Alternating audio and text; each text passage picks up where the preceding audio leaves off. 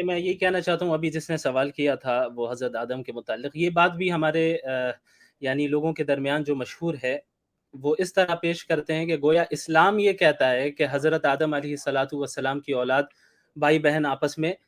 نکاح کیا کرتے تھے۔ دیکھیں اس بات کو، یہ مسئلہ اصل کہاں کھڑا ہوتا ہے؟ مسئلہ یہ ہوتا ہے کہ جب آپ شریعت کو شریعت کے اصول سے ہٹ کر سمجھنے کی کوشش کرتے ہیں۔ آپ اگر کسی حدیث کو دیکھ رہے ہیں تو آپ کو اصول حدیث دیکھنا ہوگا، اگر تفسیر کو دیکھ رہے ہیں تو اصول تفسیر دیکھنا ہوگا، فقہ کو دیکھ رہے ہیں تو اصول فقہ کو دیکھنا پڑے گا۔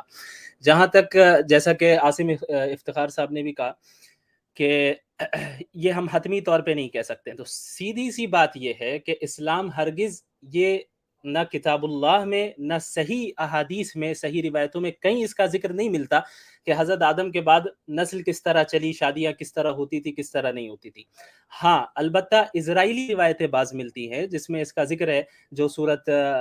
یہ معروف ہے، یہ اسرائیلی روایتوں میں اس کا ذکر ملتا ہے۔ تو اب ہم یہ دیکھیں گے کہ اسرائیلی روایتوں کی شریعت میں کیا حیثیت ہے، اسرائیلی روایتوں کو ہم قبول کرتے ہیں نہیں کرتے ہیں، کرتے ہیں تو کن وجوہات کی بنیاد پہ کرتے ہیں، ہم یہ بتائیں گے۔ سمپل سی بات ہے، اسرائیلی روایت کے متعلق جو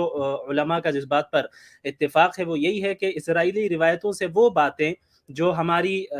یعنی شریعت کے احکامات کے تائید میں ہو اور شریعت کے احکامات ان روایتوں کی تائید کرتے ہیں، تو پھر ہم ان روایتوں کو ایکسیپٹ کریں گے، کیونکہ ہماری شریعت وہی کہہ رہی ہے، کتاب اللہ وہی کہہ رہی ہے، اللہ کے نبی کی صحیح حدیث وہی کہہ رہی ہے۔ دوسری صورت یہ ہے کہ بھائی بالکل اپوزٹ ہو، یعنی شریعت میں بتا دیا گیا کہ فلاں چیز ایسے ہوگی اور اس میں کہا جا رہا ہے اس کے اپوزٹ کہا جا رہا ہے، تو جب مسئلہ اپوزٹ کا آئے گا تو اس جگہ پہ ہم اسرائیلی روایت کو ترک کریں گے، کیونکہ اصل ہمارے لیے حجت کتاب اللہ اور سنت ہے۔ تیسری صورت یہ ہوتی ہے کہ اسرائیلی روایتوں میں کوئی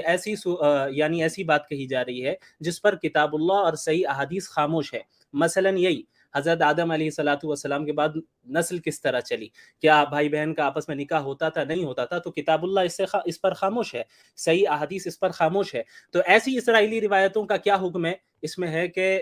لا نکذب ولا نصدق، ہم توقف اختیار کریں گے، نہ ہم اس کا انکار کریں گے نہ ہی ہم اس کی تصدیق کریں گے۔ تو جب ہم کسی چیز کا نہ انکار کر رہے ہیں نہ تصدیق کر رہے ہیں تو ایسی چیز کو اسلام کی طرف ہرگز برائے کرم اس کو منسوب نہ کریں۔ ہو سکتا ہے، اس بات کا قوی امکان ہے کہ ایسا ہی ہوا ہو کہ بہن بھائی کے درمیان نکاح ہوا ہو، تو پھر وہی مسئلہ ہے جو عاصم صاحب نے بتایا کہ ہمارے نزدیک حلت اور حرمت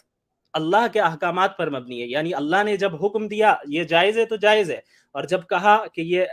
ناجائز ہے تو ناجائز ہے۔ تو اگر اللہ نے چند مصلحتوں کی بنیاد پر ایک لمیٹڈ ٹائم کے لیے اس کو اگر حلال قرار دیا ہو تو اس میں یہ نہیں کہا جا سکتا الیاذ باللہ وہ تو حرام کی اولاد تھی، وہ تو حلال کی اولاد ہوئی، کیونکہ اللہ اسے حلال کہہ رہا ہے وقتی طور پہ۔ ہاں اس وقت سے ہٹ کر اب اگر کوئی کرتا ہے تو پھر ظاہر اس میں حرام کی اولاد پیدا ہوگی۔ تو ایسی چیز جس پر کتاب اللہ خاموش ہے، صحیح احادیث خاموش ہے، اور ہم یہ کوئی فیصلہ نہیں لیتے، توقف اختیار کرتے ہیں، تو آپ یہ کہہ کر نہیں اسے پروموٹ کر سکتے، لوگوں کو بتا سکتے کہ اسلام کہتا ہے کہ ایسا ہوگا۔ ہم یہ کہتے ہیں ایسا ہو سکتا ہے، لیکن ہم یہ نہیں کہتے 100% ایسا ہی ہوا ہے۔ اور اس کی ایک سوال یہ بھی پیدا ہو سکتا ہے کہ بھائی اگر اسلام اس میں قرآن خاموش کیوں ہے، صحیح احادیث اس میں خاموش کیوں ہے؟ خاموش نہیں رہنا چاہیے تھا، کیوں خاموش نہیں رہنا چاہیے تھا؟ اسے خاموش کیوں ہے اسلام، اسے بھی سمجھ لیجئے۔ اس کی وجہ سمپل سی وجہ یہ ہے کہ اس سے کوئی فرق نہیں پڑتا کہ ہماری جو ہے یعنی وہ حضرت آدم کے بعد نسل کس طرح چلی،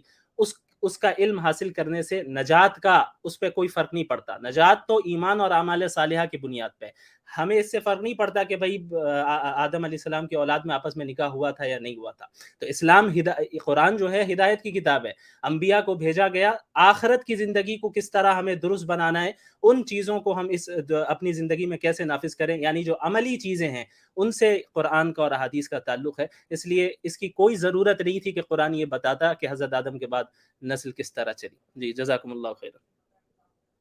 بہت شکریہ مفتی صاحب، آپ نے بہت ایزیلی اس کو ایکسپلین کیا۔